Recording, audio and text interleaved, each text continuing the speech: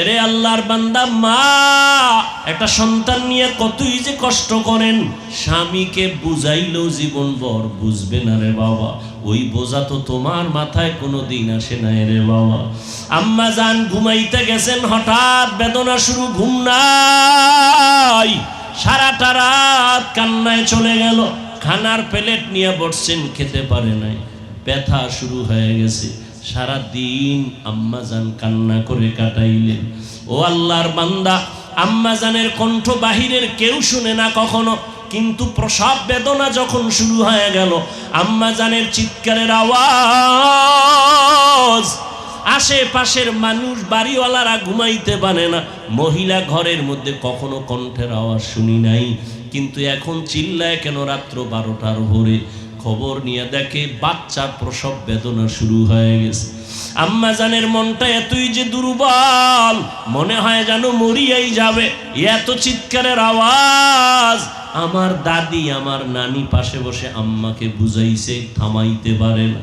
আম্মা জান এক পর্যায়ে নিরুপায় নিজেরে মনে করিয়া স্বামীকে ডাকছে, আমার বাবারে ডাকছে। আব্বা জানকে গোপনে ডাইকা আমার দাদি নানিরে কয়, চলে যাও, আমার স্বামীকে একটু কাছে আনো। আমার স্বামীকে কাছে আনলেন। আম্মা জান স্বামীর হাতটা ধইরা চোখের পানি ছেড়ে কাঁদে আর কয়, স্বামী, আমি আপনার ঘরে সংসার করতে গিয়ে কত বেয়াদবি করেছি। আপনার যেইভাবে খেদমত করা দরকার আমি করতে পারি নাই। দয়া করে আপনি আমার দাবিটা ছেড়ে দেন, আমাকে মাফ করে দেন। আব্বা জান বলে, বিবি তুমি এমন কেন করো? বলে, আমার মাথায় মনে হয় 7 আসমানের বোঝা চেপে আছে, আমার মনে হয় মরণ, আমি মরিয়া যাব, আর দুনিয়ার সূর্য বুঝি দেখতে পারবো না। প্রসব বেদনা সহ্য করতে পারি না রে স্বামী। বাবা সান্ত্বনা দিয়া কয়, ধৈর্য ধারণ করো, আমি আল্লাহর কাছে দোয়া করতেছি। দিনদার স্বামী গিয়া নামাজের মুসাল্লায় দাঁড়াইয়া একটা চিৎকার দিয়া কয়, রে মালিক, কুদরতের ক্ষমতা জাহের করে দাও। আমার স্ত্রী মরণাপন্ন অবস্থায় বাচ্চা প্রসবের বেদনা সহ্য করতে পারে না রে আল্লাহ, কুদরতের সাথে তুমি আসান করে দাও। ও আল্লাহর বান্দারা, ওই প্রসব বেদনায় মা যতটা কান্না করেছেন, যতটা কষ্ট করেছেন, তুমি আমি সারা জিন্দেগির কামাই রুজি আর চামড়া খুলিয়াও যদি মাকে জুতা বানায় দেই, কোনো দিন মায়ের ঋণ আদায় করা কোনো সম্ভব হবে না। ও আল্লাহর বান্দারা, আমার মায়ার নবী এই মায়ের সম্মান বজায় রেখেছেন, কন্যাদের উপরে যেন জুলুম না হয়। ওই আরবের মুশরিক বেঈমানেরা ঘুরে আর কয়, মুহাম্মদের কপাল খারাপ, কারণ ওর ছেলে নাই, ওর আছে কন্যা, মরিয়া গেলে ওর ইজ্জত আর বংশ কে রক্ষা করবে? নবীর মনে কষ্ট। আল্লাহ পাক সান্ত্বনা দিলেন, ইন্না আতাইনা কাল কাউসার, ও নবী আপনাকে কাউসার দান করছি, টেনশন নাই। নবী খুশি হইয়া জাতির সামনে চিল্লায় বলতেছেন, ও দুনিয়াওয়ালারা, আমি কেমন আল্লাহর প্রিয় বান্দা জাননি, অথচ আমার একটা ছেলেও নাই, আমি 4 কন্যার বাবা। তোমরা কন্যাদের উপরে জুলুম করবা না। এ নিমক হারাম, ও কুলাঙ্গার, ছেলে হইলে খুশি, মেয়ে হইলে কষ্ট পাও, কি লাভ? 10টা ছেলে যদি হয় আর বাবার ইজ্জত নষ্ট করে, এই ছেলের কোনো দরকারই নাই। একটা মেয়ে যদি পাও, আল্লাহর শুকর আদায় করিও, 10টা সন্তানের উপকার একটা মেয়ের দ্বারা আল্লাহ ব্যবস্থা করে দিবে। মেয়েরা বাবার জন্য যেই পাগল, হাজারো সন্তান বাবার জন্য ওই পাগল না, ওই মায়া অন্তরে রাখে না। যার কন্যা আছে সে ছাড়া বোঝানো যাবে না। মেয়েরা বাবার জন্য যে কত আসে, বাবা যদি একটু অসুস্থ হয়ে যায়, ছেলেরা বিরক্ত হয়, এত অসুস্থ, হসপিটালে কে নিবে? কিন্তু মেয়ে যখন শুনে, খানা বন্ধ করে দেয়, পাগলের মতো দৌড়ায়। বাবার অসুস্থ খবর পাইয়া বলে, আমি আর ঘরে থাকবো না। বাবায় কই? বলে হসপিটালে। কয় দৌড়াও। ওই মেয়েটা বাবার কাছে যায়, বাবা এত কষ্ট পাইও না, কাঁদিও না। একটা মেয়ে বাবার জন্য এতটাই ফেদা, এতটাই মায়া মোহাব্বত নিয়ে চলে। একটা মেয়ে চায় তার কলিজাটা কাইটা বাবার জন্য দিয়া দিবে। ওই মেয়ে পাইয়া যারা খুশি না, তোমাদের কপাল বড় খারাপ। নবী বলেন, একটা কন্যা পাইছো, একটা জান্নাতের মালিক হয়ে গেছো। দুইটা কন্যা পেয়েছো, দুইটা জান্নাতের মালিক হয়ে গেছো। আমার মায়ার নবী ওই চরিত্রহীন মানুষগুলোর জমিনে আইসা আমার নবী তাদের আলিঙ্গন করলেন, বুকে লাগাইলেন। তোমার আমার মতো সি সি কইয়া বেনামাজিরে তাড়ায়া দেন নাই। আল্লাহর নবী ওরা গালি দেয়, নবী আরো কাছে যায়। ওরা লাথি দেওয়ার চেষ্টা করে, নবী আরো কাছে যায়। ওরা গালি দেয়, ওরা বদনাম করে, নবী প্রশংসা করে। ওরা জবান বন্ধ রাখে, বেজার হয়, নবী বারবার হাসি দেয়। আসো, নবী এমন ভাবে তাদের মহব্বতের বন্ধনে আবদ্ধ করলেন। মাত্র 13 বছরের ব্যবধানে মক্কার মানুষগুলো এত দামি হয়ে গেল। নবী একটা বেতের বাড়িও দেন নাই, একটা গালিও দেন নাই। নবী চোখ গরম করে কারো দিকে তাকান নাই। নবী গালি শুনছেন কিন্তু জবাব দেন নাই। মাত্র 13 বছরের ব্যবধানে এই মক্কার চরিত্রহীন মানুষগুলো এত দামি হয়ে গেল। আল্লাহ জিব্রাইল আমিন রে পাঠায় বলে, যাও লিস্টি দিয়া দিলাম, লিস্টির মধ্যে নাম আছে। নবীকে বলো ঘোষণা দিয়া দেয়, এই লিস্টিতে যাদের নাম আছে সবাই বিনা হিসাবে জান্নাতি। রহমতের নবী অল্প টাইমের ভিতরে মক্কার মানুষগুলোকে জান্নাতি মানুষে পরিণত করে ফেললেন। সুন্দর আখলাক আর ব্যবহার। একদিকে নবী দাওয়াত দেন, অন্যদিকে নবী আল্লাহর কাছে সারা রাত দোয়া করেন, আল্লাহ ওই মানুষটা বুঝে না, হেদায়েতের দরজা খুলে দাও, ওই মানুষগুলো কি দিনের পথে আনো। তায়েফের ময়দানে আমার নবীর আদর্শের দিকে তাকাও। তায়েফের ময়দানে ওই কাফের ওরা সবাই নবীজিরে দেখে ছোট ছোট বাচ্চাগুলোরে লেলিয়ে দিল। বলে, পাথর মেরে মক্কার এই পাগলটারে তাড়ায়া দাও। মায়ার নবীরে যখন পাথর মারে, বৃষ্টির মতো রক্তগুলো পড়ে পড়ে নবীজির জুতা মুবারক আটকায় গেছে। নবী চোখের পানি ছেড়ে কাঁদে। আল্লাহ সহ্য করতে পারলেন না। ও জিব্রাইল, আমার নবীরে গিয়া বলো এখনই তায়েফের জমিন উল্টায় সব ধ্বংস করে দেই। জিব্রাইল ঈসা বলেন, ইয়া রাসূলুল্লাহ, আল্লাহ পাকের হুকুম, আপনি বললে তায়েফের জমিন উল্টায় দিব, সব মেরে ফেলবো। মায়ার নবী কাঁদেন আর বলেন, না না, এদের মারবা না, এরা চিনে না, এরা বুঝে না আমি মুহাম্মদকে। আমার মা নাই, বাবা নাই, আমি বড় ইয়তীম। দুনিয়াতে বাবা বলে ডাকতে পারি নাই। 6 বছরে মা হারায় ফেললাম, আমি বড় অসহায়। তবে এদের মারিও না, একদিন এদের দ্বারা দিনের বড় উপকার হবে। আমার মায়ার নবীকে যতই ওরা গালি দিত, আমার নবী একটা গালিও দেন নাই, জবাবও দেন নাই। নবীর আদর্শ দিয়া মক্কার জমিনটাকে জান্নাতি মানুষ বানায় দিলেন সব। ও আল্লাহর বান্দারা, ওই রহমতের নবী কেমন আদর্শ কায়েম করে দিলেন। যুবকদের নবী বলে গেলেন, যুবকের আমি মুহাম্মদের উপকার করেছে, বুড়ারা আমি মুহাম্মদের বিরোধিতা করেছে। ও যুবক বাবা, কয়দিন আর দুনিয়াতে বাঁচবা? আমি কিন্তু এতক্ষণ চিল্লাইলাম, তোমার পায়ে ধরে ধরে বয়ান করলাম। কুত্তার মতো সারাটা দেশে ওলামায়ে কেরাম দৌড়ায় আর বয়ান করে, পাও ধরে। ও আল্লাহর বান্দারা, বিনিময়ে তোমরা একটা টাকাও দাও না, বরং গালি দাও, বিরোধিতা করো। এরপর আলেমরা কিন্তু এর গালির জবাবও দেয় না, বরং দেখলে হাসি মুখে সালাম দেয়, মোহব্বতের সাথে বুকে লাগায়। এর একটাই মাত্র কারণ, নববী আদর্শে তারা চলতেছে, দুনিয়ার মানুষের দিনের পথে ডাকতেছেন। ও যুবক বাবারা, আজকে আমি এই কথা বলি নাই তুমি আজকে আমার মতো পাগড়ি লাগাও, স্কুল কলেজে তালা লাগায় মাদ্রাসায় চলে আসো। না রে বাবা, তুমি স্কুলে থাকো, কলেজে থাকো, লেখাপড়া করো, চাকরি করো, ডাক্তারি পড়ো, ইঞ্জিনিয়ারিং পড়ো, ব্যবসা করো, রহমতের নবীর মোহাব্বত লাগায় সুন্নাতওয়ালা জিন্দেগির দিকে আগাও। মা বাবার দোয়া নাও, মা বাবার দোয়া ছাড়া এই চেয়ারে আমিও বসতে পারি নাই। ও টাকাওয়ালা, মা বাবার দোয়া ছাড়া, কান্না ছাড়া তুমি কিন্তু টাকার মালিক হতে পারো নাই, বাড়ি গাড়ির মালিক হতে পারো নাই। ওই মা বাবার জন্য কলিজা ভরে দোয়া করিও। মা বাবার জন্য মসজিদে বসে আছো, একবার আলহামদু সূরা কুল হুয়াল্লাহ 3 বার দরুদ শরীফ পড়ে একা একা দোয়া করিও। পারলে কবরের সামনে যাওয়ার সময় থাকলে যাইও। ও আল্লাহর বান্দা, যাদের মা বাবা বেঁচে আছে মায়ের কাছে গিয়া দোয়া চাইও। ও বাবা, তোমার মতো যুবক আজকে জেনারেল লাইনে থাকিয়াও নামাজ পড়ে অভাব নাই, সাগরে গিয়া মাছ ধরে নামাজ ছাড়ে না, চাকরি করে নামাজ ছাড়ে না, গাড়ি চালায় নামাজ বাদ দেয় না। ও আল্লাহর বান্দা যুবক, তুমি কেন পারবা না? ও পর্দার আড়ালের আম্মা জানেরা, আপনাদের অবদানের কারণেই তো এই দুনিয়াতে সন্তান ভালো হয় খারাপ হয়। যত ভালো সন্তান আসছে আপনাদের অবদান আর মেহনত আর দোয়া। ও আম্মা জানেরা, আপনাদের আল্লাহ নবী বানান নাই, তবে নবীদের মা বানাইছেন। আপনারা আলেমদের মা, আপনারা হাফেজদের মা, আপনারা ভালো ভালো সন্তানদের মা। এরে আম্মা জান, আপনি তো আয়েশা রাদিয়াল্লাহু আনহার মতো দামি নারী, ফাতেমা রাদিয়াল্লাহু আনহার মতো দামি নারী, আপনি তো খাদিজা রাদিয়াল্লাহু আনহার মতো দামি নারী, ইসমাইল নবীর মা হাজরা আলাইহিস সালামের মতো দামি নারী। আপনারা তো এত দামি, এত মর্যাদা আল্লাহ আপনাদের দান করেছেন। আপনারা ঈসা নবীর মা মারিয়াম আলাইহিস সালামের মতো দামি নারী।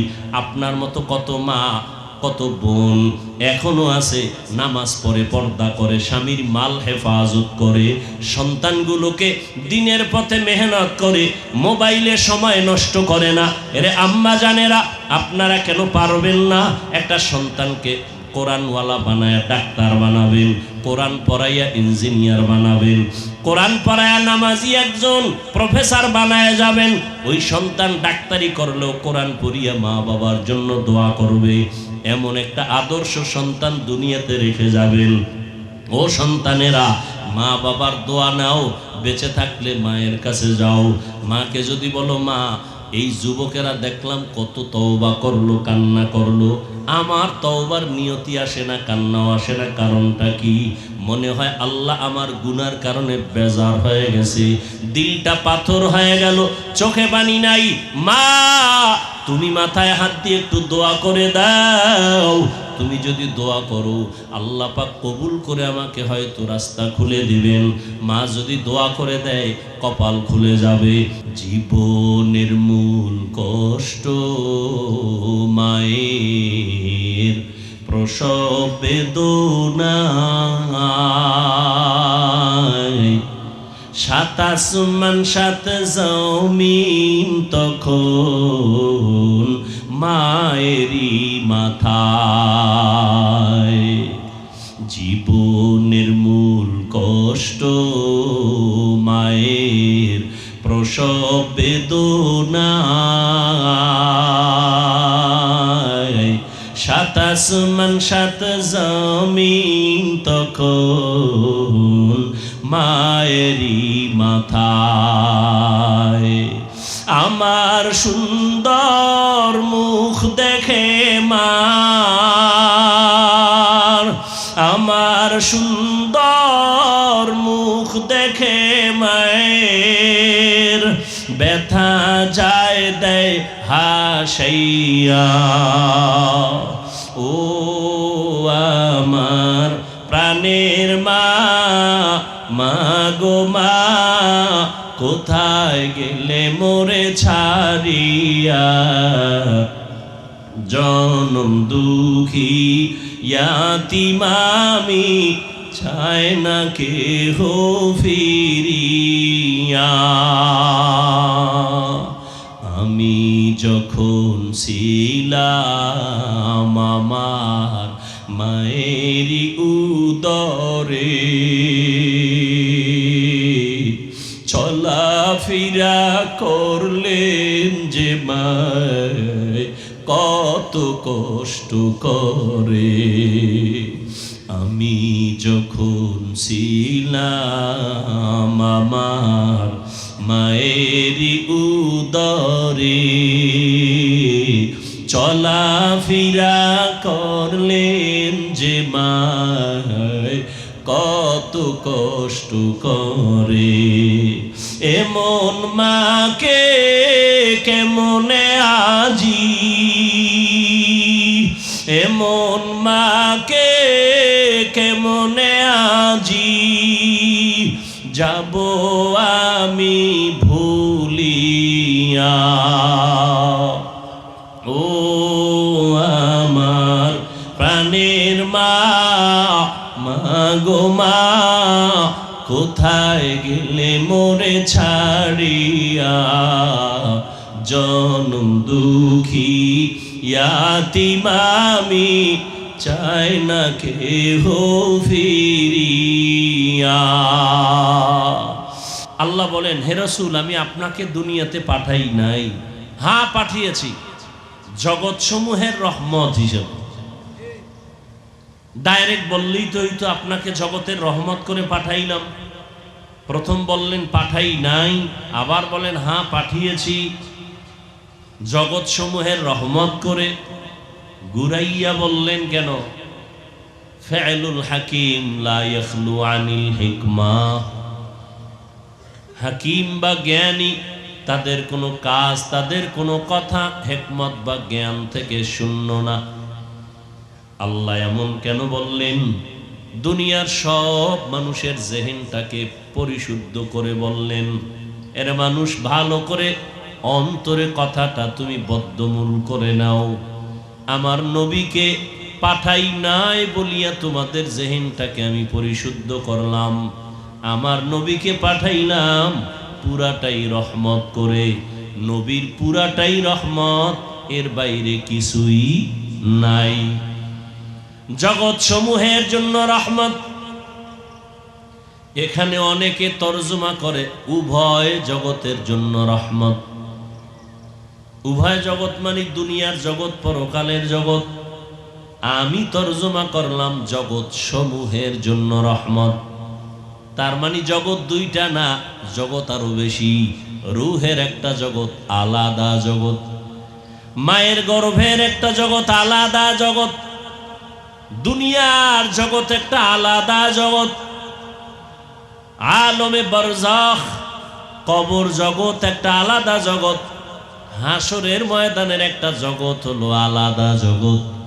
জান্নাত ও জাহান্নামের জগৎ আলাদা জগৎ। আল্লাহ বলেন, এই সব জগতের জন্য আমি আল্লাহ হলাম রব্বুল আলামিন। আর আমার বন্ধু মুহাম্মদকে বানায় দিলাম রাহমাতুল লিল আলামিন।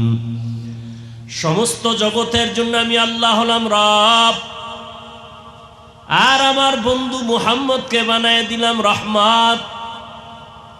আমার বন্ধুর পুরাটাই রহমতে ভরা। এই জন্য আমি আল্লাহ প্রথম আওয়াজ দেই গরম, এরপরে নরম। আমার বন্ধুর সব কথাই নরম, গরম কথা কম। আমি আল্লাহ গরম আওয়াজ দিলাম আল আসর ইন্নাল ইনসানা লাফি খুসর। সব মানুষগুলো জাহান্নামে যাবে, সব মানুষ জাহান্নামী, একজনও বাদ নাই। কিন্তু কিন্তু বইলে একটু ঠান্ডা করলাম, সব জাহান্নামে যাবে না। ইল্লাল্লাযীনা আমানু ওয়া আমিলুস সালিহাত, যারা ঈমান আনবে, নেক আমল করবে, এইরকম 4 গুণওয়ালারা জান্নাতি। আপনার আমার মায়ার নবী, রহমতের নবী, আল্লাহ পাক বুঝায় দিলেন কেমন রহমত। নবী বলেন সব উম্মত জান্নাতি। কুল্লু উম্মতি ইয়াদখুলুনাল জান্নাহ, সব উম্মত জান্নাতে যাবে। কিন্তু যারা আমাকে মানে না, তারা সহসায় জান্নাতে যাবে না। রহমতের নবী, রূহের জগতের জন্য নবী রহমত। মায়ের গর্ভের ক্ষেত্রে নবী রহমত। দুনিয়ার জগতের জন্য নবী রহমত। কবর জগতের জন্য নবী রহমত। হাসরের জগতে নবী রহমত। জান্নাত ও জাহান্নামের জগতের মাঝেও রাসূল রহমত। জান্নাতে রহমত হবে, জাহান্নামে রহমত হবে, এটা কেমন কথা? ভিন্ন ভিন্ন আলোচনা। রূহের জগতের জন্য নবী কেমন রহমত, ভিন্ন আলোচনা। দুনিয়ার জগতের জন্য নবী কেমন রহমত, ভিন্ন আলোচনা। কবর জগতের জন্য নবী কেমন রহমত, ভিন্ন আলোচনা। হাসর জগতের জন্য কেমন রহমত আমার নবী, ভিন্ন আলোচনা। আমি শুধু দুনিয়ার জন্য নবী কেমন রহমত কথা বলবো।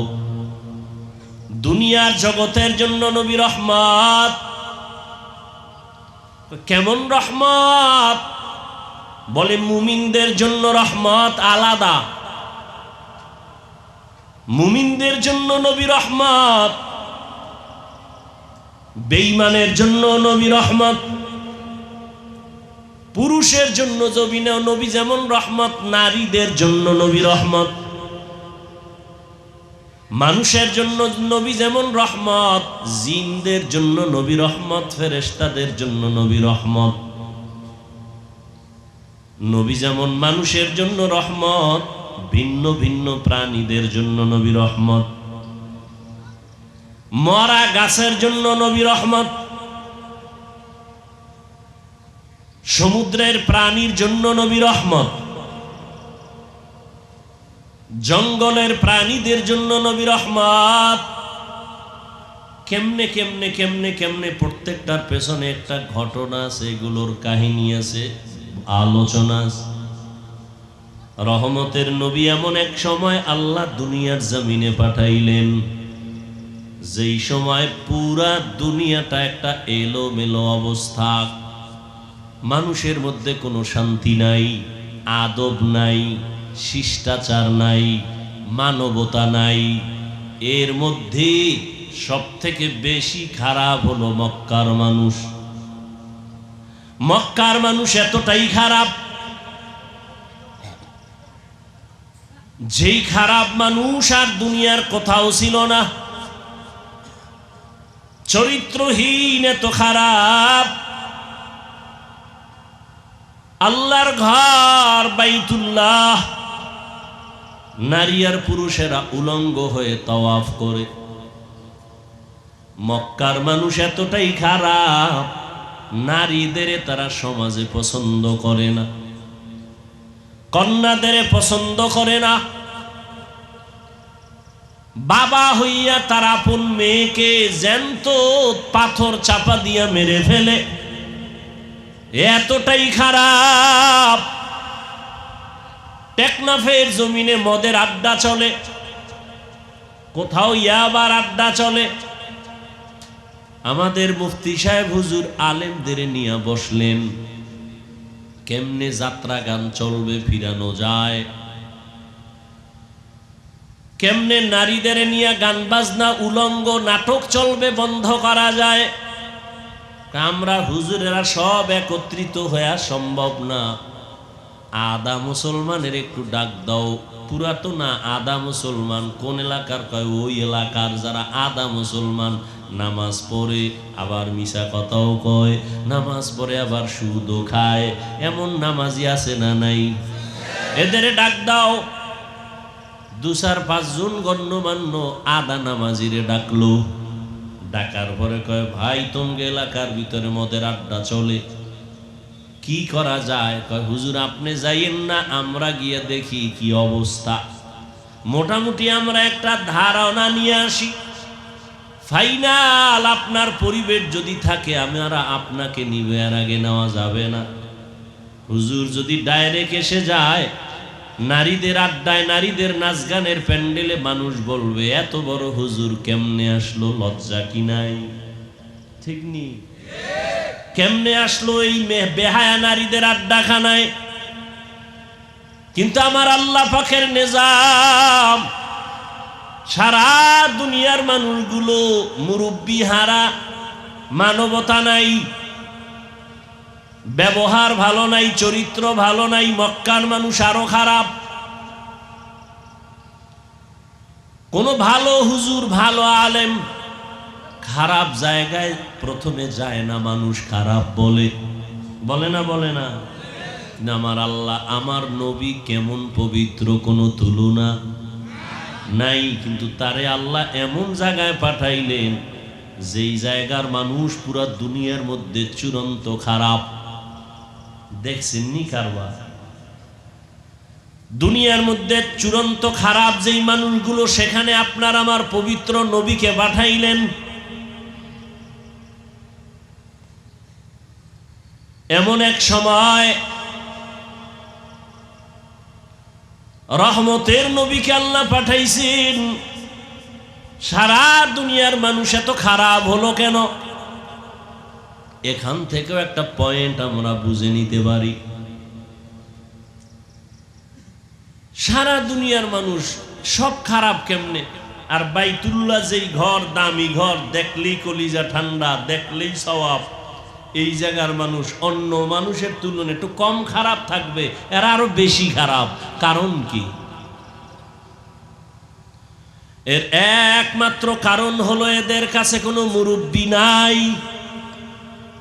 উম্মতের মুরব্বী নবী ঈসা নবী নাই। আমগো নবী আসবেন, মাঝখানে অনেক সময় চলে গেল, মুরব্বী নাই। আবার যারা মুরব্বীর চেয়ারে ছিলেন, ক্রমান্বয়ে তারা দুনিয়ার লোভে পড়ে হক আর বাতিলটাকে খলত মলত করে ফেললো, ওলট পলট করে ফেললো। দুনিয়ার লোভ তাদেরকে হকের রাস্তা থেকে পিছনে নিয়ে গেল। এই জন্য যারা মুরব্বী মানবে না, তাদের মরার আগেই পদস্খলন হবে। আল্লাহ মানুষ বানাইছেন, মানুষ বানায় মানুষ যেন তার সম্মান ঠিক রাখিয়া চলতে পারে, সেজন্য দুইটা ব্যবস্থাও দিয়েছেন। প্রথম ব্যবস্থার নাম মুরব্বী মেনে চলো। দ্বিতীয় ব্যবস্থার নাম আল্লাহর দেওয়া কিতাব অনুসরণ করো। বর্তমান দুনিয়াতে মানামানির ক্ষেত্রে তিনটা দল আছে সারা দুনিয়ায়। এক দল বলে আমরা মুরব্বী মানি না, আমরা কিতাব মানি, কোনো ব্যক্তি মানি না। চায়ের দোকানে বইয়া চা পান করে আর আড্ডা দেয়। আমরা হাদিস কোরআন মানি, কোনো হুজুর টুজুর মানি না, ওলিয়া উলিয়া মানি না, মাযহাব মানি না, আমরা কোনো ব্যক্তি মানি না। যারা শুধু কিতাব মানি বলে, ব্যক্তি মানে না, আল্লাহর কসম তারা ভণ্ড। আর এক দল আছে আমরা মুরব্বী মানি, কোনো কিতাব মানি না। কিতাব মানবো কি? আব্বাও পড়তে পারে না, আমরাও পড়তে পারি না, কোরআনের আরবি কি পড়তে জানি না, হাদিসের আরবি বুঝি না, পড়তেও পারি না। আমগো পীর সাহেব যা কয় তাই মানবো। কয় পীর যদি জাহান্নামের দিকে নেয় কি করবি? কয় যাব। তাহলে যারা কিতাব মানে, শুধু ব্যক্তি মানে না, ভণ্ড। আবার যারা ব্যক্তির গোলামি করে, কোনো কিতাব মানে না, কোরআন সুন্নাহর আলোকে চলে না, তারাও ভণ্ড। আর যারা বলে আমরা ব্যক্তিও মানি, কোরআন হাদিসও মানি, তারা হক। কারণ ব্যক্তি ছাড়া কোরআন হাদিস বোঝা যাবে না। তবে ব্যক্তিকে আল্লাহকে আমি সিলেকশন করে দিলাম, পরীক্ষা দিবি ছাত্র, পরীক্ষায় পাশ করার জন্য তোকে গাইড দেওয়া লাগবে, তাও আমি দিয়ে দিলাম। আল্লাহ বলেন গাইডের নাম কোরআন। গাইড বুঝো না, বুঝাইয়া দেওয়ার জন্য কোচিং মাস্টার লাগবে, কোচিং প্রাইভেট মাস্টার।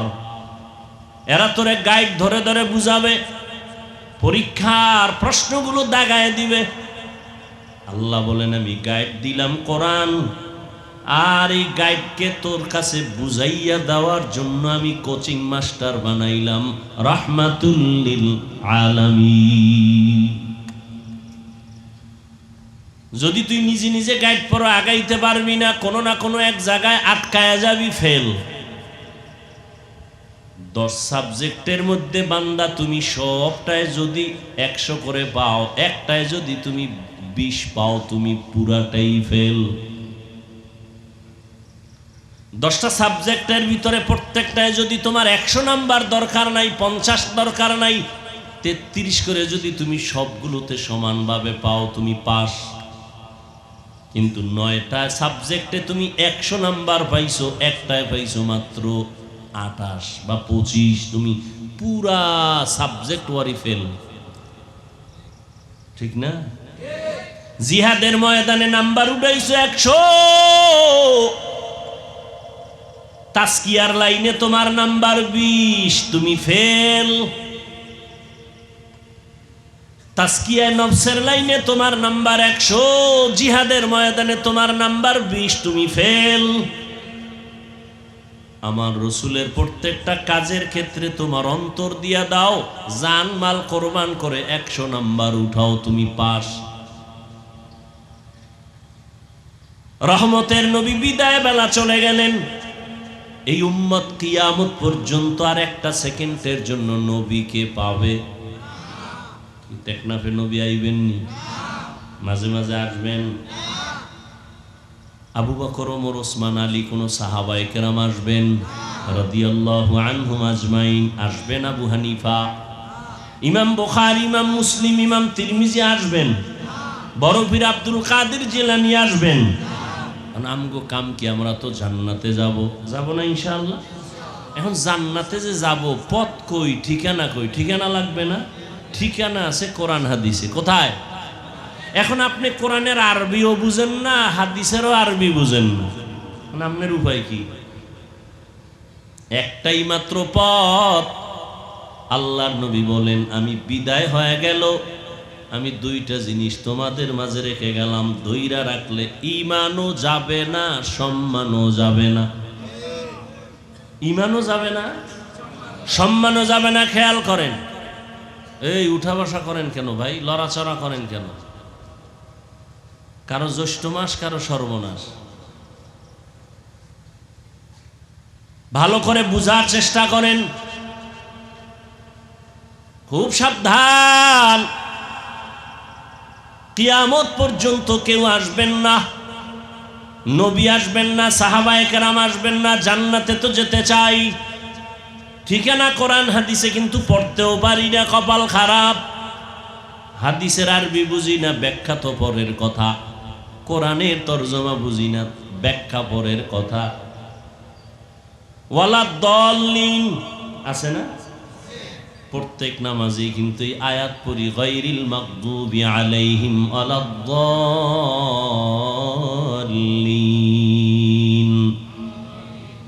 দল্লিন মানে দল্লিন, দল্লান মানে পথভ্রষ্ট, গোমরাহ।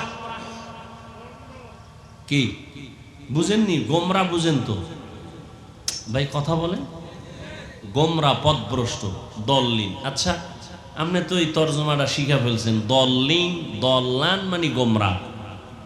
এই তর্জমা সব জায়গায় যদি করেন, দেখেন তো, ওয়াদ-দুহা ওয়াল-লাইলি ইযা সাজা মা ওয়াদ্দা'আকা রাব্বুকা ওয়া মা ক্বালা ওয়ালাল আখিরাতু খায়রুল লাকা মিনাল উলা ওয়ালা সাওফা ইউতিকা রাব্বুকা ফাতারদা আলাম ইয়াজিদিকা ইয়াতীমান ফাআওয়া। এরপরের আয়াতটা যারা পারেন পড়েন, ওয়া ওয়াজাদাকা দাল্লান ফাহাদা। আল্লাহ নবীর শানে আয়াতগুলো বলছেন। দল্লান পইরে আসছেন, দল্লিন মানে গোমরা। নবীরে বলবেন, আল্লাহ বলছেন, নবী আপনি গোমরা, আপনি পথভ্রষ্ট, আমি আপনাকে হেদায়েত দিছি। রসুলের শানে এই কথা বলে বেয়াদবি না? কথা বলেন না কেন? আপনি তো বাংলা তর্জমা শিখছেন, আপনি তো বলবেন নবীও গোমরা।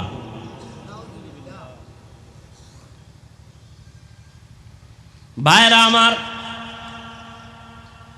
আলমিরা, আলমিরা সিন্দুক আছে না, তালা মেরে রাখছে, যার কাছে চাবি আছে।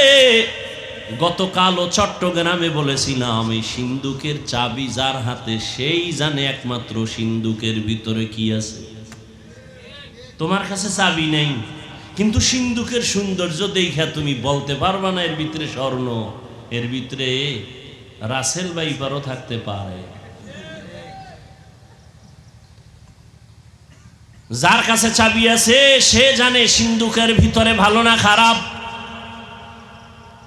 আল্লাহর কসম করে বলি, ভালো করে বুঝো হে মুমিন, আল্লাহর কোরআন এটা একটা মহা পৃথিবীর একটা শ্রেষ্ঠ সিন্দুক। এর চাবি আছে একমাত্র নবী ওলামায়ে কেরামের হাতে দিয়ে গেছেন, আর কারো হাতে দেন নাই। ওলামায়ে কেরামিরে জানবেন কোরআনের মধ্যে কি আছে কি নাই, হাদিসে কি আছে কি নাই। তুমি বাংলা তরজমা পড়ে উপরের কিছু দেখবা, ভেতরের খবর নেওয়ার ক্ষমতা নাই। ইলমেরা ইজাজো করদন বেহিসাব, খলকেরা দাদন জওয়াবে বাসওয়াব, হক না দারদ দোস্তে খলকা জারেরা, ইস্তে ই খসলত একে দিনদারেরা। ইঞ্জিনিয়ারের কাম হইল বিল্ডিং এর ডিজাইন করবো নাকি, হেও বালু সিমেন্ট মিলায় ইট গাঁথবে, গাঁথতে গেলে আঁকা বাঁকা হয়ে যাবে, এখন ইঞ্জিনিয়ারিং চলবে না। ডাক্তারের কাজ হলো রোগীর চিকিৎসা করবে, ডাক্তারের কাজ না তোমাকে হুইল চেয়ারে করে এরপরে বেডের মধ্যে নিয়ে যাবে। আল্লাহ প্রত্যেকের একটা দায়িত্ব দিছেন, ওলামায়ে কেরামের দায়িত্ব উম্মতের হেদায়েতের পথে ডাকবেন। ওয়াজআলনা মিনহুম আইম্মাতান ইয়াহদুনা বিআমরিনা। ওলামায়ে কেরামের কাজ হলো বড় কাজ, মূল কাজ, মানুষের হেদায়েতের পথে ডাকবেন। ইয়াহদুনা বিআমরিনা, ইয়াদউনা বিআমরিনা বলেন না, ইয়াহদুনা বিআমরিনা। ওলামায়ে কেরাম তার মূল কাজ মানুষকে আল্লাহর সাথে সম্পর্ক জড়ায় দিবেন, এটা আলেমের কাজ। এই কাজ ডাক্তার পারে না, এই কাজ ইঞ্জিনিয়ার পারে না, এই কাজ কোনো ব্যবসায়ী পারবে না, এই কাজ কোনো প্রফেসর পারবে না, এই কাজ কোনো ডাক্তার পারবে না। ডাক্তার যদি আমি আলেমের কাজটা নিতে যাই, আমি ইঞ্জিনিয়ারিং পড়ি নাই, আমি যদি একটা কাগজ কলম নিয়ে ডিজাইন করা শুরু করি, আউলা জাউলা হয়ে যাবে, সুন্দর হবে না। ওরে ডাক্তার যদি ইঞ্জিনিয়ারিং এর কাজটা না, ইঞ্জিনিয়ার যদি ডাক্তারের রোগী দেখার চেষ্টা করে, সব ওলট পালট হবে, অসুন্দর হবে, কোনোটার সীমানায় পৌঁছা যাবে না। আমি আলেমের কাজটা ডাক্তার যদি অভিজ্ঞতা না নিয়ে করা শুরু করে, উম্মতের ক্ষতি ছাড়া কোনো লাভ হবে না। কিন্তু কপাল খারাপ, ব্যবসা আমি আলেম না করলেও অন্যরা করতে পারবে না, পারবে না। চাকরি পারবে, আমার কাজটা হেদায়াতের যে কাজ আল্লাহ দিছেন, এটা কি অন্য কেউ পারবে? এজন্য পাকিস্তানের মুফতি রশিদ আহমদ লুধিয়ানভী রহমাতুল্লাহ আলাইহি আহসানুল ফতুয়ায় লিখেছেন, আলেমের মূল কাজ মানুষকে হেদায়াতের পথে ঢাকা, এগুলো বাদ দিয়া ভিন্ন কাজ করা জায়েজ নাই, হারাম। এখন আমাকে স্লোগানে একটা কি ঢুকছে, আলেমরা পিছিয়ে থাকবে কেন? একটা মন্ত্রকে ঢুকাই দিছে ভিতরে, আলেমরা পিছিয়ে থাকবে কেন? আমি কই আলেম পিছিয়ে রইল কই? জানাজার ময়দানে আলেম সবার আগে, বিবাহের মজলিসে আলেমের সম্মান নিচে না উপরে? পিছিয়ে কই? বয়ানের প্যান্ডেলে আলেমের মর্যাদা কম না বেশি? এমপি সাহেব দেখলে কয় হুজুর দোয়া কইরেন, মন্ত্রী মহোদয় কয় হুজুর মোনাজাতটা আপনিই দেন। কেন মন্ত্রী আপনি পারেন না? আব্বাও দেন, আমিও বুঝি না, আপনিই দেন। তাহলে আলেম পিছনে? তোমাকে এই মন্ত্র কে শিখিয়েছে? আলেমরা পিছিয়ে থাকবে কেন? তার মানে ইমামতি বাদ দাও। কয় টাকা বাবা?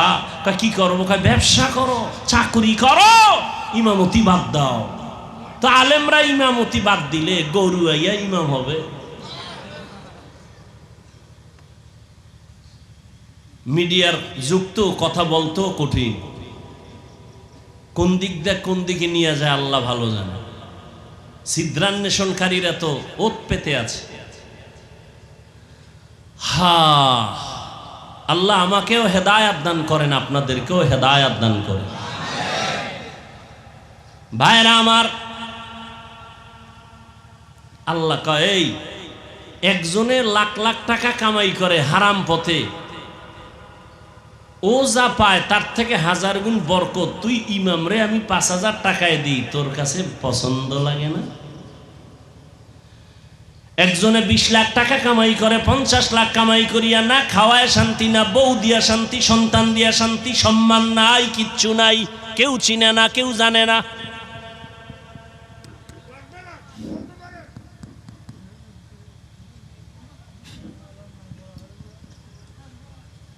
জিকির করেন লা ইলাহা ইল্লাল্লাহ, লা ইলাহা ইল্লাল্লাহ,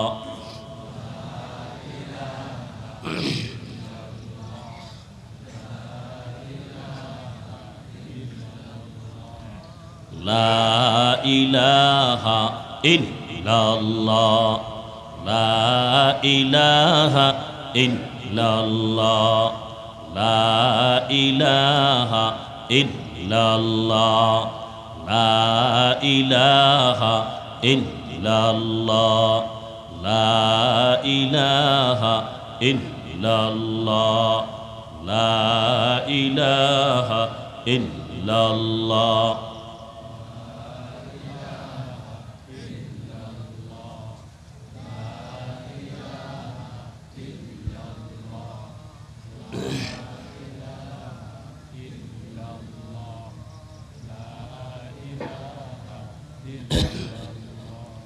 লা ইলাহা ইল্লাল্লাহু মুহাম্মাদুর রাসূলুল্লাহ।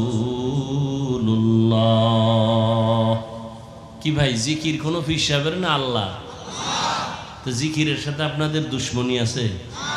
আমি সেদিনও কিতাবে দেখছি, আল্লাহর জমিন ও আসমানের মধ্যে আল্লাহর নামের যত জিকির, শ্রেষ্ঠ জিকির হলো এই জিকির, লা ইলাহা ইল্লাল্লাহ লা ইলাহা ইল্লাল্লাহ লা ইলাহা ইল্লাল্লাহ লা ইলাহা ইল্লাল্লাহ লা ইলাহা ইল্লাল্লাহ। কত মজার জিকির!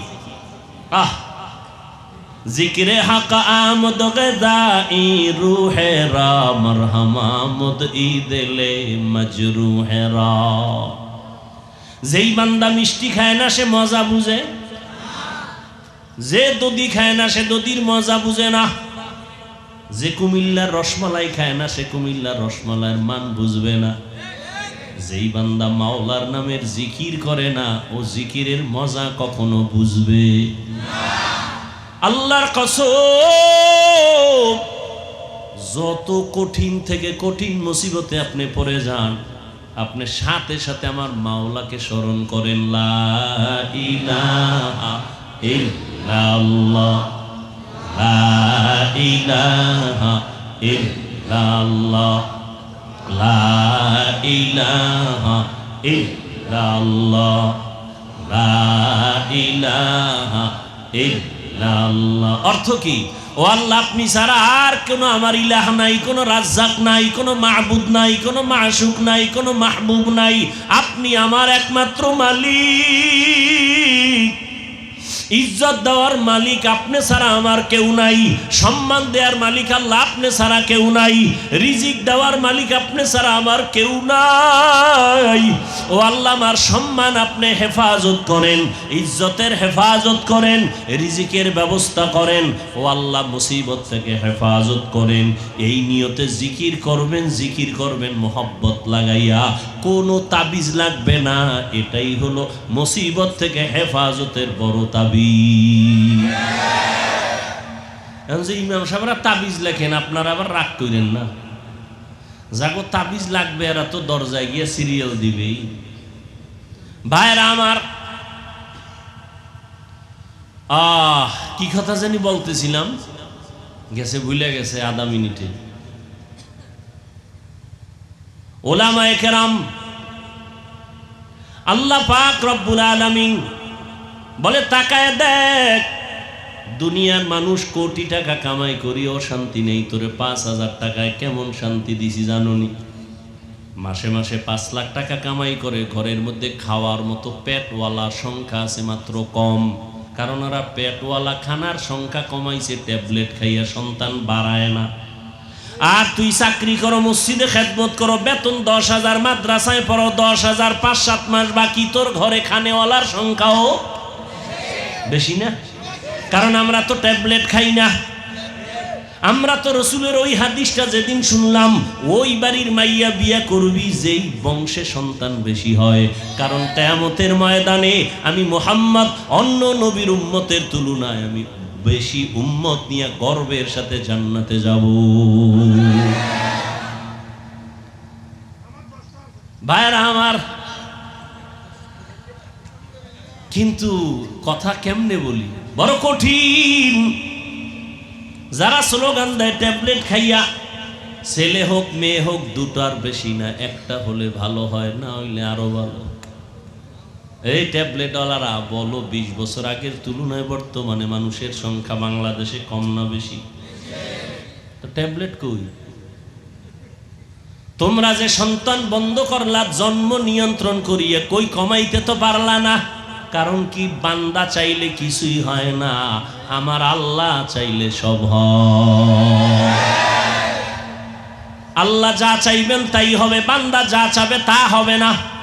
তবে হ্যাঁ, বান্দা চাইলেও হবে যদি বান্দার চাওয়াটা আল্লাহর চাওয়ার সাথে মিলে যায়। ভাইরা আমার, আল্লাহ পাক চাইছেন মানুষ বাড়াবেন। এখন বেঈমানের কথা কমাও কমাও, মানুষ কমাও কেন?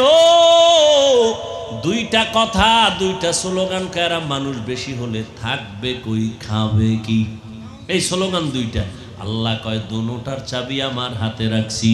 মানুষ কই থাকবে ব্যবস্থা আমি করব, মানুষ কি খাবে ব্যবস্থা আমি করব। মুরব্বীরা বলেন তো 1% জায়গা বুঝেন না? মুরব্বীরা বলেন না কেন? কয় শতাংশ? 1% জায়গায় যেই পরিমাণ ধান হইতো 20 বছর আগে, এখন কম না বেশি? বাড়াইছে সরকার। আপনার আব্বা কে বাড়াইছে? আগে 10টা পেয়ারা খাইলো জিব্বায় টের পায় না কি খাইছি, আর এখন 1টা কেজি পেয়ারা একজনে খাওয়া যায় না। এই খানার বরকত কে দিছে? ওয়াতারযুকু মান তাশাউ বিগাইরি হিসাব।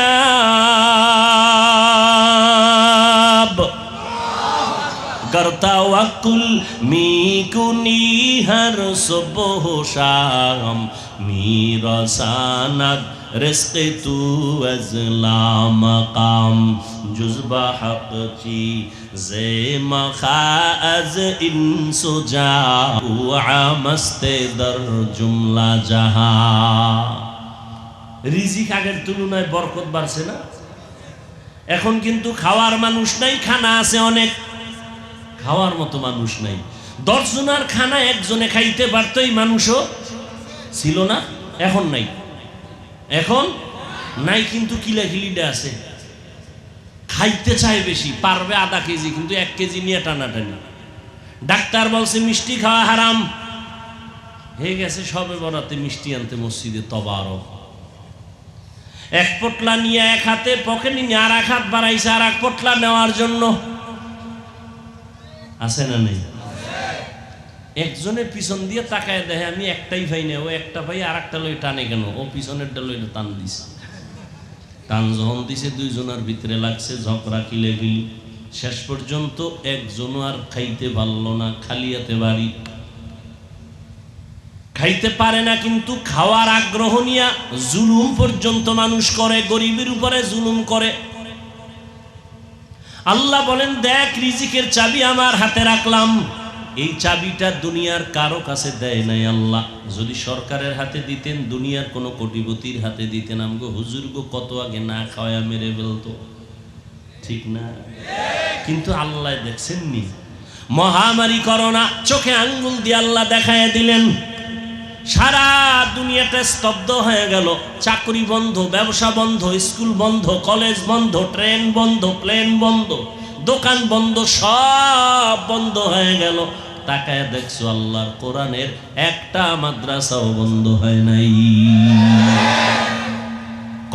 কয়জন হুজুর না খাইয়া মারা গেছে করোনার সময়?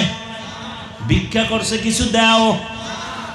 আল্লাহ তাদের অল্প টাকা দেয়, কিন্তু এর মধ্যে বরকত অনেক বেশি। বরকত বুঝেননি? একজনে 3 প্লেট খাইয়া কয় আরো কিছু দে থাকলে, আর একজনে 1 প্লেট দিয়া 4 জনে খাইয়াও কিছু থেকে যায়, পেটে খাওয়ার জায়গা নাই, ক্ষুধা নাই। এ হলো বরকতি খানা। আল্লাহ রিজিকে বরকত দেয়। কেউ খাওয়ার পরে কয় বাথরুমের দরজা তাড়াতাড়ি খোল, আমার পেটের অবস্থা বড় খারাপ, নিম্ন চাপ শুরু হয়ে যাচ্ছে। আর একজনে খায় দিব্যি আরামে ঘুমায়, কোনো টেনশন নাই, কোনো রোগ নাই, ডাক্তার নাই। আল্লাহ বলেন ওরে বান্দা তাকায় দেখ, ইহুদি খ্রিস্টান সমস্ত দুনিয়ার বিধর্মীরা চায় ইসলামের আলো বন্ধ হয়ে যায়। আমার আল্লাহ বলেন আমি আলোটা কেমনে জ্বালাইছি দেখছুনি? করোনায় সব বন্ধ, কোরআনের আলো বন্ধ নাই। কোনো হুজুর না খায় মরে নাই। কেমন কুলাঙ্গার সন্তান, বাবায় করোনায় আক্রান্ত, ছেলেরা ট্রিপল মাস্ক লাগায়া বাবার কাছেও যায় না করোনা। এলাকার গরিবের টাকা দিয়ে কয় লাশটা বাইরে ফেলে রাস্তায়, টাকা পায় গরিবেরা বাবার লাশটা রাস্তায় ফেলে আসলো। সন্তানরা দরজা জানালা আটকায় দিল, জানালা খুলি একবারও তাকায় নাই বাবার লাশটা কি কুত্তায় খাইলো নাকি জানাজা হলো, আর দেখেই নেই। কি হইল? ওই করোনার সময় শত শত লাশ। ইতিহাস ভুলে যাইও না রে যুবক, ওই করোনার সময় শত শত লাশ। আমার দেশের কিছু পুলিশ ভাইরা আর অধিকাংশ টুপিওয়ালা ওলামায়ে কেরামরা এই করোনার লাশগুলো নিজের কাঁধে নিলেন, গোসল করাইলেন, কাফন পরাইলেন, দাফন পরাইলেন। একজন হুজুরেও করোনায় মরে না। আল্লাহ চোখে দেখায় দিলেন আঙ্গুল দিয়ে। এরপরও যারা দেখবে না কি আর করা, যে দেখবে না সে আমি হাফিজুর রহমানেরটা দেখবে তো পরের কথা, মক্কা মদিনার ইমামেরটা দেখবে দূরের কথা। স্বয়ং রসুল যদি বয়ান করে এরপরও কপালে কালেমা আসবে না। এরকম দুই একটা বেঈমানের নাম আপনারা জানেন না, যে রসুলের বয়ান শুনিয়াও কালেমা পড়ে না। এরকম বেঈমানের নাম জানেননি? কে কে? আবু জাহাল নামের বেঈমান হাতের মুষ্টির মধ্যে পাথর নিয়ে কয়, ভাতিজা বলতে পারো হাতের মুষ্টির মধ্যে কি আছে? বলতে পারলে কি হইব? আমি এখন তোমারে নবী মানবো, কালেমা পড়ো। নবী বলেন আমি হাতের মুষ্টিতে কি আছে জানি না। কেন জানো না? আমি গায়েবের মালিক না, তবে হাতের মুষ্টিতে যা আছো, নবী ইশারা করলেন ও মুষ্টির ভিতরে যা আছো একটু আওয়াজ দাও। সাথে সাথে আবু জাহালের হাতের পাথরগুলো কালেমা পড়া শুরু করলো। আবু জাহিল্লা পাথরগুলো মাটির মধ্যে ফালায় কয়, মুহাম্মদ বড় জাদুকর। নবীজির বয়ান শুনিয়াও কপাল পরা কালেমা পড়ে না। আর আমার মাওলা যদি কপাল খুলে দেন, নবীকে জবাই করতে আসিয়াও কালেমার মালা গলায় লাগা। কে কে? মান ইয়াহদিল্লাহু ফাহুয়াল মুহতাদ ওয়া মান ইউদ্লিল ফালান তাজিদা লাহু ওয়ালিয়াম মুরশিদা। রহমতের নবীর আলোচনা করতেছিলাম। রহমতের নবী উম্মতের মাঝে দুইটা জিনিস রেখে গেলেন, কোরআন আর সুন্নাহ। কোরআন হাদিস একটু আগেই কিন্তু বলছি জান্নাতের ঠিকানা আছে কোরআন হাদিসের ভিতরে, কিন্তু নবী কোরআন আর হাদিস রেখে গেলাম বলেন নাই, বলছেন আমি কোরআন আর সুন্নত রেখে গেলাম। এই দুইটা জিনিস আঁকড়াইয়া ধরো, ঈমানও যাবে না, সম্মানও যাবে না। এই পৃথিবীর বর্তমান পরিস্থিতি বড় খারাপ। মুমিনের জন্য ফিলিস্তিনের মুসলমানের করুণ হালাত, ওদিকে আসামের মুসলমান, চেচনিয়া বসনিয়ার মুসলমান, সারা দুনিয়ার বার্মার মুসলমান সহ কি এক করুণ অবস্থার মধ্যে। আল্লাহর শুকর, যার কাছে আল্লাহর কোরআন আর সুন্নত যতটুকু আছে তার সম্মান ততটুকুই আছে। এখনো আছে? নাই? পারে না কোরআনওয়ালাদের মেরে ফেলবে, কিন্তু না, আল্লাহ যদি বাঁচায় রাখেন, হেফাজত করেন, কেউ তার ক্ষতি করতে পারে নাই, পারবেও না। পিছনে পিছনে ধৈরা ফালামু, অমুক হুজুরের সাইজ করে দেব। আল্লাহর কুদরত যদি এখলাস নিয়ে চলে, পৃথিবীর নিকৃষ্ট সন্ত্রাসীও যদি আইসা দাঁড়ায়, আলেমের পিছনে যাই বলো, সামনে এসে শুধু চেহারাটার দিকে নজর দিলে মোমের মতো বেঈমান দুর্বল হয়। কুদরত কার? এরে আল্লাহর বান্দারা, রহমতের নবী বলেন ইলমের চাবি আমি উলামায়ে কেরামের হাতে দিয়া গেলাম। উলামায়ে কেরামদের থেকে তোমরা জান্নাতের ঠিকানা নাও, তাদের থেকে নিয়ে তোমরা জান্নাতের পথে চলো, সুন্নাত অনুযায়ী চলো। রহমতের নবী এমন একটা টাইমে মদিনা মক্কা নগরীতে আসলেন, যেই মানুষগুলো চরিত্রহীন, খারাপ, নারীদের পছন্দ করে না, বিধবারে পছন্দ করে না, কন্যাদের পছন্দ করে না, বাবা কন্যা হলেই মনটা বেজার, লজ্জায় মাথা উঁচু করে না। কেন? কন্যা হইছে, মানুষ খারাপ বলবে। বর্তমান ১৫০০ বছর পরেও কিছু কুলাঙ্গারের বাচ্চা এই জমিনে আছে, কন্যা হলে বউয়ের সাথে ঝগড়া করে, ছেলে হলো না কেন, মেয়ে হলো কেন? আছে না নাই? ছেলে মেয়ে কি স্ত্রী দেয়? যদি তাই মনে করো তো দোষ তো স্বামীর। স্ত্রী তো তোমার জিনিসটাকে বহন করে, কষ্ট করে, না খানা না ঘুম, কষ্ট করে তোমার জিনিসটাকে আমানতের সাথে রক্ষা করে, তাকে পুরস্কার দেওয়া উচিত। কথা ঠিক না? জীবনের মূল কষ্ট মায়ের প্রসব বেদনা, সাত আসমান সাত জমিন তখন মায়েরই মাথায়। জীবনের মূল কষ্ট মায়ের প্রসব বেদনা,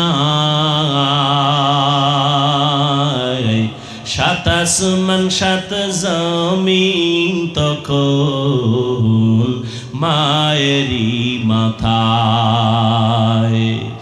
আমার সুন্দর মুখ দেখে মার, আমার সুন্দর মুখ দেখে মায়ের ব্যথা যায় দেয় হাসাইয়া। ও আমার প্রাণের মা, মা গো মা, কোথায় গেলে মোরে ছাড়িয়া? জনম দুঃখী ইয়াতীম আমি, চায় না কেহ ফিরিয়া। আমি যখন ছিলাম আমার মায়েরই উদরে, চলাফেরা করলেন যে মায় কত কষ্ট করে। আমি যখন ছিলাম আমার মায়েরই উদরে, চলাফেরা করলেন যে মায় কত কষ্ট করে। এমন মাকে কেমনে আজি, এমন মাকে কেমনে আজি যাব আমি ভুলিয়া। ও আমার প্রাণের মা, মা গো মা, কোথায় গেলে মোরে ছাড়িয়া? জনম দুঃখী ইয়াতীম আমি, চাই না কেহ ফিরিয়া। এরে আল্লাহর বান্দা, মা একটা সন্তান নিয়ে কতই যে কষ্ট করেন, স্বামীকে বুঝাইলেও জীবন ভর বুঝবে না রে বাবা। ওই বোঝা তো তোমার মাথায় কোনো দিন আসে না রে বাবা। আম্মা জান ঘুমাইতে গেছেন, হঠাৎ বেদনা শুরু, ঘুম নাই, সারাটা রাত কান্নায় চলে গেল। খানার প্লেট নিয়ে বসছেন, খেতে পারে নাই, ব্যথা শুরু হয়ে গেছে। সারা দিন আম্মা জান কান্না করে কাটাইলেন। ও আল্লাহর বান্দা, আম্মা জানের কণ্ঠ বাহিরের কেউ শুনে না কখনো, কিন্তু প্রসব বেদনা যখন শুরু হয়ে গেল, আম্মা জানের চিৎকারের আওয়াজ, আশেপাশের মানুষ বাড়িওয়ালারা ঘুমাইতে পারে না। মহিলা ঘরের মধ্যে কখনো কণ্ঠের আওয়াজ শুনি নাই, কিন্তু এখন চিল্লায় কেন রাত্র 12টার ভোরে? খবর নিয়ে দেখে বাচ্চার প্রসব বেদনা শুরু হয়ে গেছে। আম্মা জানের মনটা এতই যে দুর্বল, মনে হয় যেন মরিয়াই যাবে। এত চিৎকারের আওয়াজ। আমার দাদি, আমার নানি পাশে বসে আম্মাকে বুঝাইছে, থামাইতে পারে না। আম্মা জান এক পর্যায়ে নিরুপায় নিজেরে মনে করিয়া স্বামীকে ডাকছে, আমার বাবারে ডাকছে। আব্বা জানকে গোপনে ডাইকা আমার দাদি নানিরে কয়, চলে যাও, আমার স্বামীকে একটু কাছে আনো। আমার স্বামীকে কাছে আনলেন। আম্মা জান স্বামীর হাতটা ধইরা চোখের পানি ছেড়ে কাঁদেন আর কয়, স্বামী, আমি আপনার ঘরে সংসার করতে গিয়ে কত বেয়াদবি করেছি, আপনার যেইভাবে খেদমত করা দরকার আমি করতে পারি নাই। দয়া করে আপনি আমার দাবিটা ছেড়ে দেন, আমাকে মাফ করে দেন। আব্বাজান বলে, বিবি তুমি এমন কেন করো? বলে, আমার মাথায় মনে হয় 7 আসমানের বোঝা চেপে আছে, আমার মনে হয় মরণ, আমি মরিয়া যাব, আর দুনিয়ার সূর্য বুঝি দেখতে পারবো না, প্রসব বেদনা সহ্য করতে পারি না রে স্বামী। বাবা সান্ত্বনা দিয়া কয়, ধৈর্য ধারণ করো, আমি আল্লাহর কাছে দোয়া করতেছি। দিনদার স্বামী গিয়া নামাজের মুসাল্লায় দাঁড়াইয়া একটা চিৎকার দিয়া কয়, রে মালিক, কুদরতের ক্ষমতা জাহের করে দাও, আমার স্ত্রী মরণাপন্ন অবস্থায় বাচ্চা প্রসবের বেদনা সহ্য করতে পারে না রে আল্লাহ, কুদরতের সাথে তুমি আসান করে দাও। ও আল্লাহর বান্দারা, ওই প্রসব বেদনায় মা যতটা কান্না করেছেন, যতটা কষ্ট করেছেন, তুমি আমি সারা জিন্দেগির কামাই রুজি আর চামড়া খুলিয়াও যদি মাকে জুতা বানায় দেই, কোনোদিন মায়ের ঋণ আদায় করা কোনো সম্ভব হবে না। ও আল্লাহর বান্দারা, আমার মায়ার নবী এই মায়ের সম্মান বজায় রেখেছেন, কন্যাদের উপরে যেন জুলুম না হয়। ওই আরবের মুশরিক বেঈমানেরা ঘুরে আর কয়, মুহাম্মদের কপাল খারাপ, কারণ ওর ছেলে নাই, ওর আছে কন্যা, মরিয়া গেলে ওর ইজ্জত আর বংশকে রক্ষা করবে। নবীর মনে কষ্ট, আল্লাহ পাক সান্ত্বনা দিলেন, ইন্না আতাইনা কাল কাউসার, ও নবী আপনাকে কাউসার দান করছি, টেনশন নাই। নবী খুশি হইয়া জাতির সামনে চিল্লায় বলতেছেন, ও দুনিয়াওয়ালারা, আমি কেমন আল্লাহর প্রিয় বান্দা জাননি, অথচ আমার একটা ছেলেও নাই, আমি 4 কন্যার বাবা। তোমরা কন্যাদের উপরে জুলুম করবা না, এ নিমক হারাম, ও কুলাঙ্গার, ছেলে হইলে খুশি, মেয়ে হইলে কষ্ট পাও, কি লাভ? 10টা ছেলে যদি হয় আর বাবার ইজ্জত নষ্ট করে, এই ছেলের কোনো দরকারই নাই। একটা মেয়ে যদি পাও, আল্লাহর শুকর আদায় করিও, 10টা সন্তানের উপকার একটা মেয়ের দ্বারা আল্লাহ ব্যবস্থা করে দিবে। মেয়েরা বাবার জন্য যেই পাগল, হাজারো সন্তান বাবার জন্য ওই পাগল না, ওই মায়া অন্তরে রাখে না।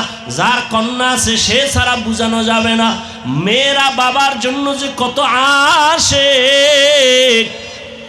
বাবা যদি একটু অসুস্থ হয়ে যায়, ছেলেরা বিরক্ত হয়, এত অসুস্থ, হসপিটালে কে নিবে? কিন্তু মেয়ে যখন শুনে, খানা বন্ধ করে দেয়, পাগলের মতো দৌড়ায়। বাবার অসুস্থ খবর পাইয়া বলে, আমি আর ঘরে থাকবো না। বাবায় কই? বলে হসপিটালে। কয় দৌড়াও। ওই মেয়েটা বাবার কাছে যায়, বাবা এত কষ্ট পাইও না, কাঁদিও না। একটা মেয়ে বাবার জন্য এতটাই ফেদা, এতটাই মায়া মোহাব্বত নিয়ে চলে। একটা মেয়ে চায় তার কলিজাটা কাইটা বাবার জন্য দিয়া দিবে। ওই মেয়ে পাইয়া যারা খুশি না, তোমাদের কপাল বড় খারাপ। নবী বলেন, একটা কন্যা পাইছো, একটা জান্নাতের মালিক হয়ে গেছো। 2টা কন্যা পেয়েছো, 2টা জান্নাতের মালিক হয়ে গেছো। আমার মায়ার নবী ওই চরিত্রহীন মানুষগুলোর জমিনে আইসা আমার নবী তাদের আলিঙ্গন করলেন, বুকে লাগাইলেন। তোমার আমার মতো সি কইয়া বেনামাজিরে তাড়ায়া দেন নাই। আল্লাহর নবী, ওরা গালি দেয়, নবী আরো কাছে যায়। ওরা লাথি দেওয়ার চেষ্টা করে, নবী আরো কাছে যায়। ওরা গালি দেয়, ওরা বদনাম করে, নবী প্রশংসা করে। ওরা জবান বন্ধ রাখে, বেজার হয়, নবী বারবার হাসি দেয়, আসো। নবী এমন ভাবে তাদের মহব্বতের বন্ধনে আবদ্ধ করলেন। মাত্র 13 বছরের ব্যবধানে মক্কার মানুষগুলো এত দামি হয়ে গেল। নবী একটা বেতের বাড়িও দেন নাই, একটা গালিও দেন নাই। নবী চোখ গরম করে কারো দিকে তাকান নাই। নবী গালি শুনছেন কিন্তু জবাব দেন নাই। মাত্র 13 বছরের ব্যবধানে এই মক্কার চরিত্রহীন মানুষগুলো এত দামি হয়ে গেল। আল্লাহ জিব্রাইল আমিনরে পাঠায় বলে, যাও লিস্টি দিয়া দিলাম, লিস্টির মধ্যে নাম আছে, নবীকে বলো ঘোষণা দিয়া দেয়, এই লিস্টিতে যাদের নাম আছে সবাই বিনা হিসাবে জান্নাতি। রহমতের নবী অল্প টাইমের ভিতরে মক্কার মানুষগুলোকে জান্নাতি মানুষে পরিণত করে ফেললেন। সুন্দর আখলাক আর ব্যবহার। একদিকে নবী দাওয়াত দেন, অন্যদিকে নবী আল্লাহর কাছে সারা রাত দোয়া করেন, আল্লাহ ওই মানুষটা বুঝে না, হেদায়েতের দরজা খুলে দাও, ওই মানুষগুলো কি দিনের পথে আনো। তায়েফের ময়দানে আমার নবীর আদর্শের দিকে তাকাও, তায়েফের ময়দানে ওই কাফের ওরা সবাই নবীজির দেখে ছোট ছোট বাচ্চাগুলো লেলিয়ে দিল, বলে পাথর মেরে মক্কার এই পাগলটারে তাড়ায় দাও। মায়ার নবীরে যখন পাথর মারে বৃষ্টির মতো রক্তগুলো পড়ে পড়ে নবীজির জুতা মুবারক আটকায় গেছে, নবী চোখের পানি ছেড়ে কাঁদে। আল্লাহ সহ্য করতে পারলেন না, ও জিবরাইল আমার নবীরে গিয়া বলো এখনই তায়েফের জমিন উল্টায় সব ধ্বংস করে দেই। জিবরাইল আলাইহিস বলেন, ইয়া রাসূলুল্লাহ, আল্লাহ পাকের হুকুম, আপনি বললে তায়েফের জমিন উল্টায় দিব, সব মেরে ফেলবো। মায়ার নবী কাঁদেন আর বলেন, না না, এদের মারবা না, এরা চিনে না, এরা বুঝে না আমি মুহাম্মদকে। আমার মা নাই, বাবা নাই, আমি বড় ইয়তীম, দুনিয়াতে বাবা বলে ডাকতে পারি নাই, 6 বছরে মা হারায় ফেললাম, আমি বড় অসহায়। তবে এদের মারিও না, একদিন এদের দ্বারা দিনের বড় উপকার হবে। আমার মায়ার নবীকে যতই ওরা গালি দিত, আমার নবী একটা গালিও দেন নাই, জবাবও দেন নাই। নবীর আদর্শ দিয়া মক্কার জমিনটাকে জান্নাতি মানুষ বানায় দিলেন সব। ও আল্লাহর বান্দারা, ওই রহমতের নবী কেমন আদর্শ কায়েম করে দিলেন।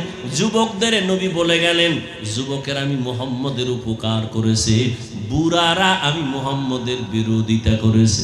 ও যুবক বাবা, কয়দিন আর দুনিয়াতে বাঁচবা? আমি কিন্তু এতক্ষণ চিল্লাইলাম, তোমার পায়ে ধরে ধরে বয়ান করলাম, কুত্তার মতো সারাটা দেশে ওলামায়ে কেরাম দৌড়ায় আর বয়ান করে পাও ধরে।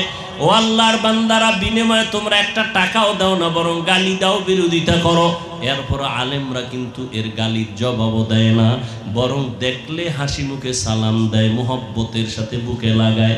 এর একটাই মাত্র কারণ, নববী আদর্শে তারা চলতেছে, দুনিয়ার মানুষের দিনের পথে ডাকতেছেন। ও যুবক বাবারা, আজকে আমি এই কথা বলি নাই তুমি আজকে আমার মতো পাগড়ি লাগাও, স্কুল কলেজে তালা লাগায় মাদ্রাসায় চলে আসো।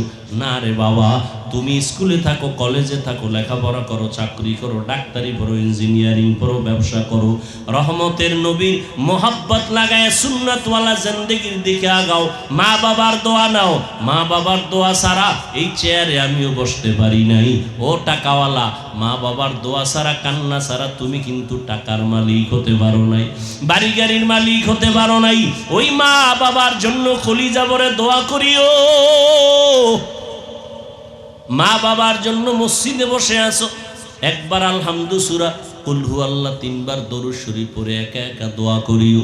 পারলে কবরের সামনে যাওয়ার সময় থাকলে যাইও। ও আল্লাহর বান্দা, যাদের মা বাবা বেঁচে আছে, মায়ের কাছে গিয়া দোয়া চাইও। ও বাবা, তোমার মতো যুবক আজকে জেনারেল লাইনে থাকিয়াও নামাজ পড়ে অভাব নাই, সাগরে গিয়া মাছ ধরে নামাজ ছাড়ে না, চাকরি করে নামাজ ছাড়ে না, গাড়ি চালায় নামাজ বাদ দেয় না। ও আল্লাহর বান্দা যুবক, তুমি কেন পারবা না? ও পর্দার আড়ালের আম্মা জানেরা, আপনাদের অবদানের কারণেই তো এই দুনিয়াতে সন্তান ভালো হয় খারাপ হয়। যত ভালো সন্তান আসছে আপনাদের অবদান আর মেহনত আর দোয়া। ও আম্মা জানেরা, আপনাদের আল্লাহ নবী বানান নাই, তবে নবীদের মা বানাইছেন। আপনারা আলেমদের মা, আপনারা হাফেজদের মা, আপনারা ভালো ভালো সন্তানদের মা। এরে আম্মা জান, আপনি তো আয়েশা রাদিয়াল্লাহু আনহার মতো দামি নারী, ফাতেমা রাদিয়াল্লাহু আনহার মতো দামি নারী, আপনি তো খাদিজা রাদিয়াল্লাহু আনহার মতো দামি নারী, ইসমাইল নবীর মা হাজরা আলাইহিস সালামের মতো দামি নারী। আপনারা তো এত দামি, এত মর্যাদা আল্লাহ আপনাদের দান করেছেন। আপনারা ঈসা নবীর মা মারিয়াম আলাইহিস সালামের মতো দামি নারী। আপনার মতো কত মা, কত বোন এখনো আছে, নামাজ পড়ে, পর্দা করে, স্বামীর মাল হেফাজত করে, সন্তানগুলোকে দিনের পথে মেহনত করে, মোবাইলে সময় নষ্ট করে না। এরে আম্মা জানেরা, আপনারা কেন পারবেন না? একটা সন্তানকে কোরআনওয়ালা বানায়া ডাক্তার বানাবেন, কোরআন পড়াইয়া ইঞ্জিনিয়ার বানাবেন, কোরআন পড়ায়া নামাজি একজন প্রফেসর বানায়া যাবেন। ওই সন্তান ডাক্তারি করলেও কোরআন পড়িয়া মা বাবার জন্য দোয়া করবে। এমন একটা আদর্শ সন্তান দুনিয়াতে রেখে যাবেন। ও সন্তানেরা, মা বাবার দোয়া নাও, বেঁচে থাকলে মায়ের কাছে যাও। মাকে যদি বলো, মা এই যুবকেরা দেখলাম কত তওবা করলো, কান্না করলো, আমার তওবার নিয়তি আসে না, কান্নাও আসে না, কারণটা কি? মনে হয় আল্লাহ আমার গুনার কারণে বেজার হয়ে গেছে, দিলটা পাথর হয়ে গেল, চোখে পানি নাই। মা তুমি মাথায় হাত দিয়ে একটু দোয়া করে দাও। তুমি যদি দোয়া করো, আল্লাহ পাক কবুল করে আমাকে হয়তো রাস্তা খুলে দিবেন। মা যদি দোয়া করে দেয়, কপাল খুলে যাবে। ও আল্লাহর বান্দারা, এখনো যদি অন্তর তৈরি থাকে তওবার জন্য, পিছনে তো কম নামাজ ছাড়ো নাই, কম বেপরদায় চলো নাই, গুনাহ তো কম করো নাই, এখন আল্লাহর কাছে মনে মনে বলো, হে দয়ার মালিক, তুমি তো রিজিকের মালিক, তুমি আমার হায়াতের মালিক, তুমি তো আমার ইজ্জত দেওয়ার মালিক। আজকে থেকে জীবনে যত গুনাহ করছি আর করব না, নামাজ ছাড়বো না, বেপরদায় চলবো না, দাড়ি কাটবো না, মুরব্বীদের কথা শুনবো, ওলামায়ে কেরামের পরামর্শ নিয়া নবীর তরিকায় চলবো, কোনোদিন মা বাবার সাথে বেয়াদবি করব না।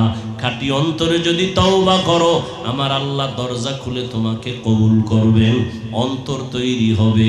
তবে এটাও সত্য কথা, আবু জাহালের মতো কিছু অন্তরওয়ালা দুনিয়াতে থাকবে, হাজারো বয়ানে দিল নরম হবে না, বয়ানের পরে বাইরে গিয়ে তারা বিরোধিতা করে গুনার পাল্লা ভারী করবে। আর ওমরের মেজাজওয়ালা যারা গুনার কথা স্মরণ করে চোখের পানি ছেড়ে তওবা করবে, ও আল্লাহ জাহান্নামের আগুনের গরম সহ্য করতে পারবো না রে মালিক, সূর্যের গরম সহ্য করতে পারবো না, ও আল্লাহ তুমি মাফ করে দাও, দুনিয়া থেকেই আমি তওবা করে নিলাম। যদি আল্লাহর বান্দা তওবা করার খাঁটি নিয়ত থাকে, অন্তরে কোনো মুনাফিকি না থাকে, তওবার নিয়ত থাকলে দুটো হাত আমার আল্লাহকে দেখায় দাও। আয় আল্লাহ আমাদের তওবা কবুল করে নেন, হাতগুলো কবুল করে নেন। আয় আল্লাহ তওবার উপরে মজবুত হইয়া ওলামায়ে কেরামের পরামর্শ নিয়া নবীজির সুন্নত অনুযায়ী চলার তৌফিক দান করে দাও। মা বাবার দোয়া নিয়ে চলার তৌফিক দান করো। আয় আল্লাহ আমাদের সবাইকে দ্বীনের খাদেম হিসেবে কবুল করে নাও, আমিন।